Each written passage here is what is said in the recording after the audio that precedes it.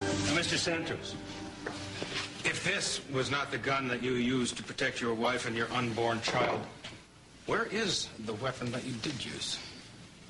I would guess it's at the bottom of the lake where I threw it. All right, now let's be very clear about the sequence of these events.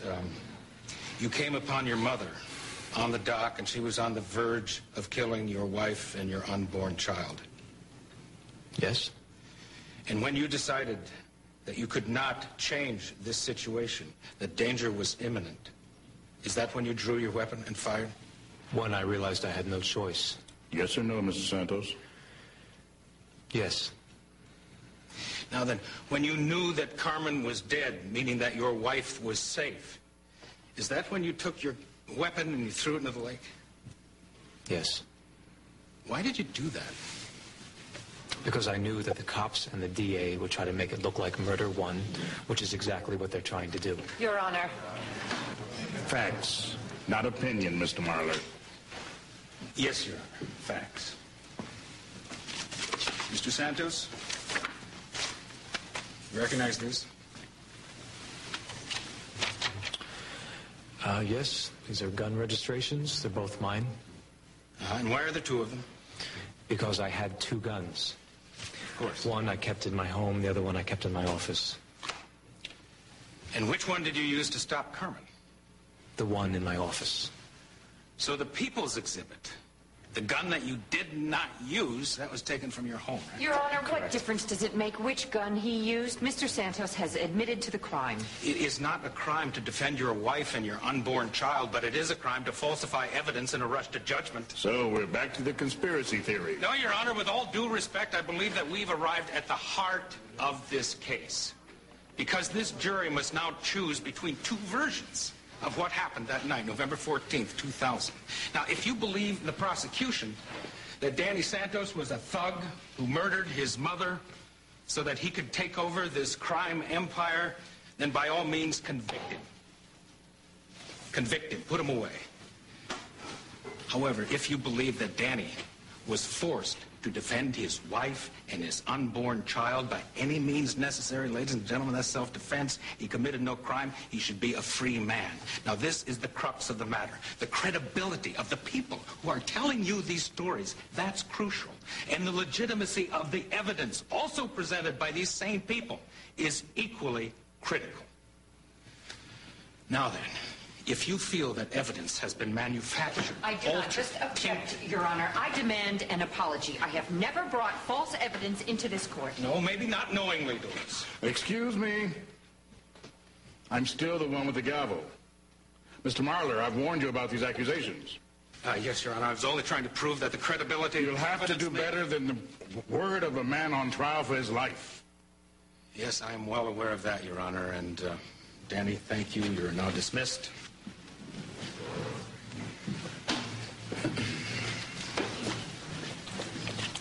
Mr. Marler, do you have a corroborating witness or not? Your Honor, yes.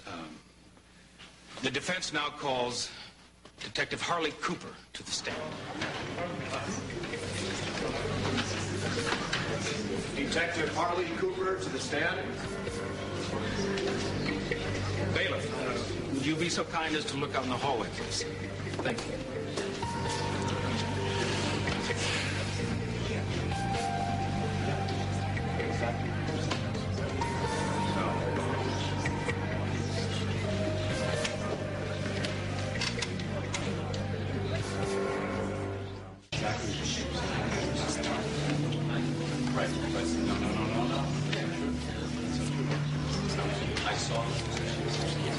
You suppose your detective got lost?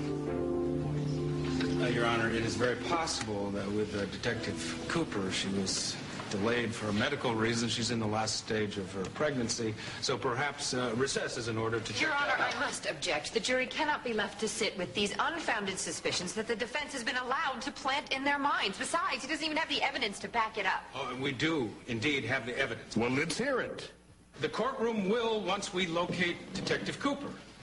And he accuses the prosecution of playing games with the jury. I'm inclined to agree. There have been some very wild charges made in this courtroom. Mr. Marler, I am sorely tempted to release the jury and deliver a directed verdict based on the evidence as I see it. As is your right. Thanks for the backup, Counselor, but I know my rights. Are we clear here? Unless you present some hard evidence now, I will have to take action. I understand that, Your Honor, and I'm sure we will find the witness shortly, but certainly the loss of a few minutes or even an hour cannot compare to having justice being done in this particular case. Justice is exactly what I'm looking for. Now call a witness, rest your case, or take your chances with me. Those are your options. Your Honor.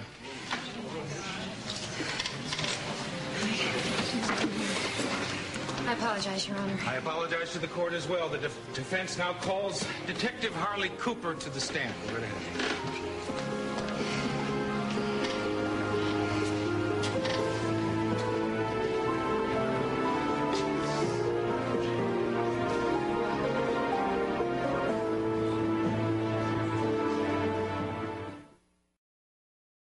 Detective Cooper, do you now suspect that evidence in this case has been manufactured?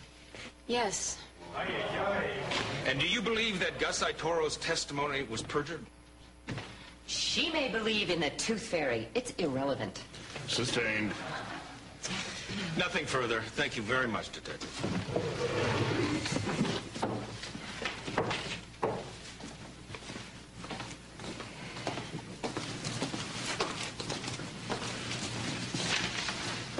Your Honor, the defense calls FBI Agent Peterson to the stand, please.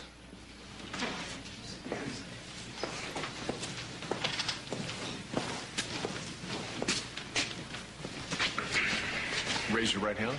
Do you solemnly swear to tell the truth, the whole truth, and nothing but the truth, so help you God? I do. For the record, please state your name and your rank. Oliver Peterson, Field Agent, Organized Crime Division, FBI.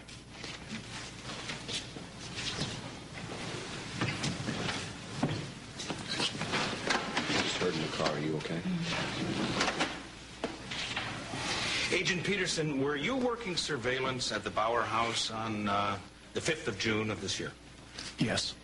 And what were your duties? I was in the van monitoring the tape recorder. What were you recording? We had set up listening devices throughout the Bauer House to record conversations, ambient sounds, anything that might be useful to our investigation. And what did you hear? Nothing at that time, sir. What about later? Well, sir, when I was cataloging the tapes, I heard, You heard what, Agent? the sound of a gunshot. A gunshot from inside the Bauer house? Yes, sir. Now, this was a time when every member of the Bauer household, including Danny Santos, was being detained at the police department upon instruction of Gus Itoro. Is that correct? Yes. What did you do with this information?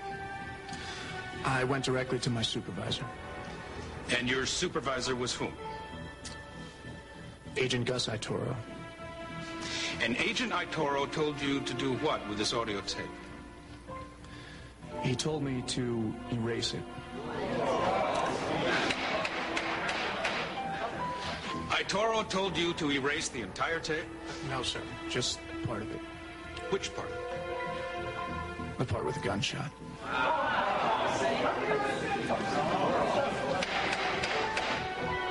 Agent Peterson, thank you very much. No further, Your Honor. Your witness. Your Honor, no questions at this time, but subject to recall. Of course.